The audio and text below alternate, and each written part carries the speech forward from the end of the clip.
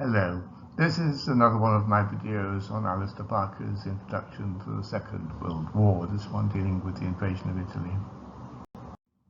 It's the final part of chapter 12, driving back the Germans. In May 1943, the Western Allies agreed to force Italy out of the war following the conquest of Sicily. On the 25th of July, Mussolini fell from power, and an invasion of Italy was authorized on the 26th of July, a battle plan being prepared by the 24th of August.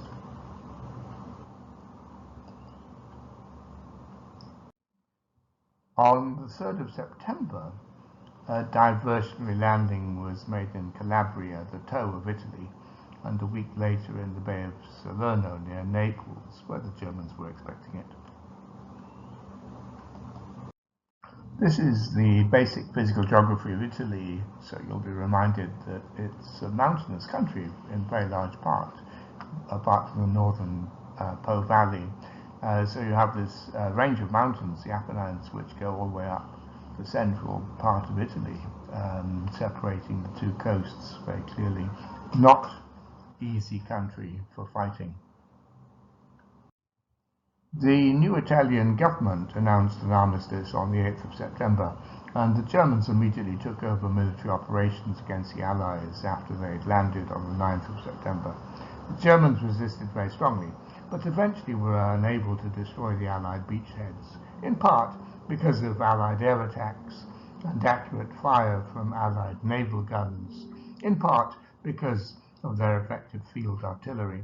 The German commander dismissed the Allied troops as feeble in conflict. The diversionary force in Calabria made slow progress northwards because of destroyed bridges and supply difficulties in difficult terrain.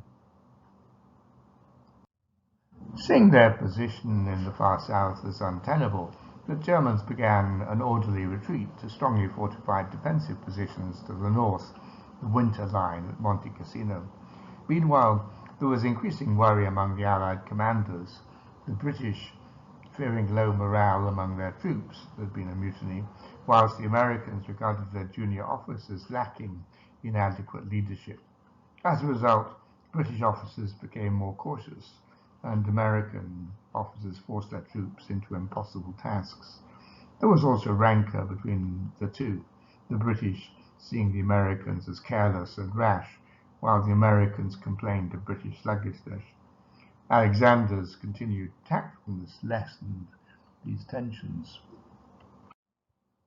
Alexander's role was important here because he had the ability to conciliate the various rival generals under his overall command. This was the military situation by September 1943, with the Allies in control of the whole of the far south of Italy, but the Germans firmly established along the Gustav Line, which runs south of Rome, and which the Allies found it very difficult to get through. Although they had secured the whole of southern Italy by October 1943, the Allied advance further north was blocked by the Germans' defensive tactics. The Allies had intended to take Rome by October, but this was delayed until the 5th of June 1944. This stalemate provided a backdrop to the most acrimonious dispute between the British and Americans regarding overall strategy. Up until the first half of 1943, Roosevelt had helped the British in their debates with the American military, but thereafter he sided with Marshall and the American Joint Chiefs of Staff.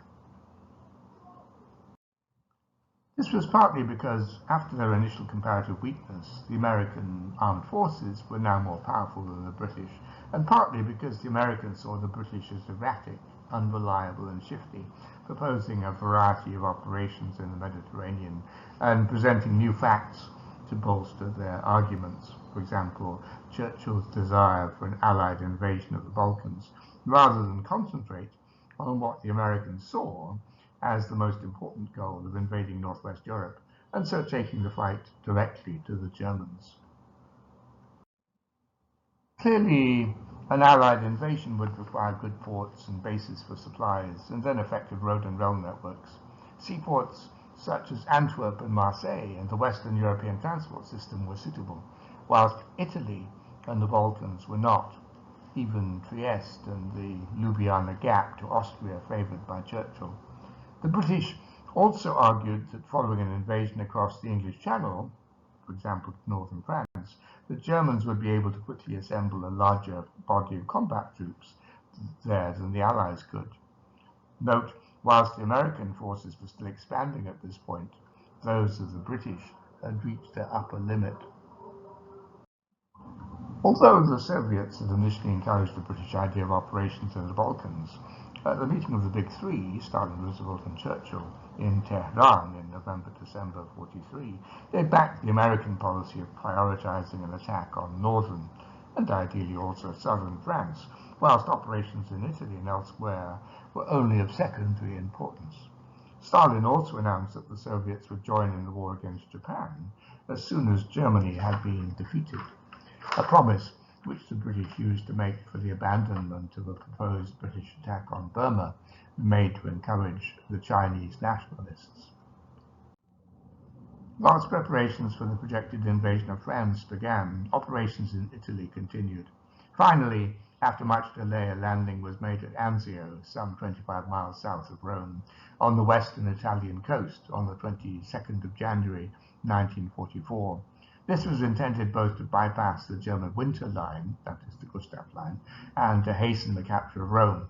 The German forces opposing the landing force were too strong, however, and the attack stalled.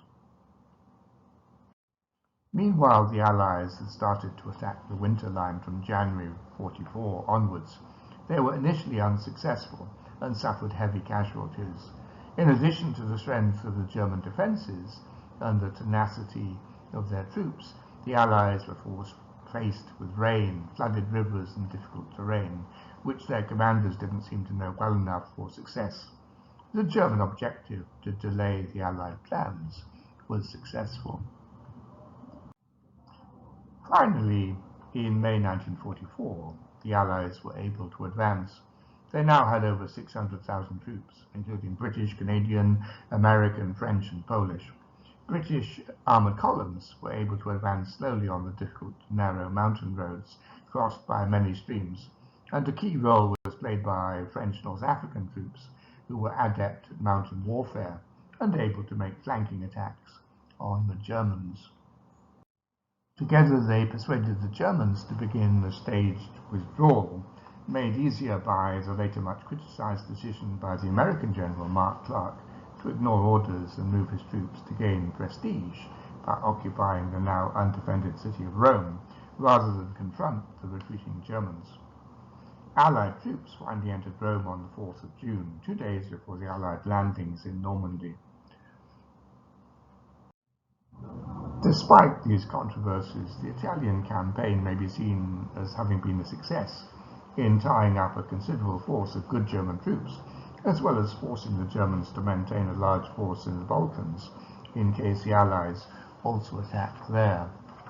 At the time of the D-Day landings in June 1944, the Germans had 163 combat divisions on the Eastern Front, 50 in France and the Low Countries, 27 in Italy, and about 40 often inferior quality divisions under German control in the Balkans.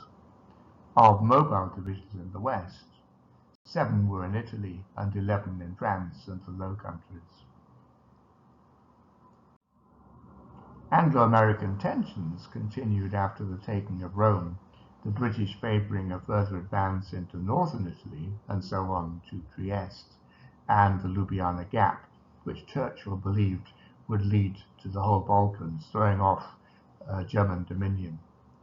The Americans were now completely exasperated by the British, insisting on landings in southern France as well as in Normandy, arguing that by taking Marseille, the Allies would have acquired a major port by which they could import the needed supplies for the conquest of France and the operation of more American armies. This is not an easy map to decipher. This is where the Ljubljana Gap is, just south of the area in red, which is the Julian Alps. So you have in that bay there the Italian port of Trieste, and inland you can see that the countryside quickly becomes mountainous, but there's a relatively low area through to the now modern Slovenian city of Ljubljana, capital city of Ljubljana, and then after further traversing the mountains you get into Austria. So you can understand why the Americans were rather skeptical of this plan. What are the lessons learned here?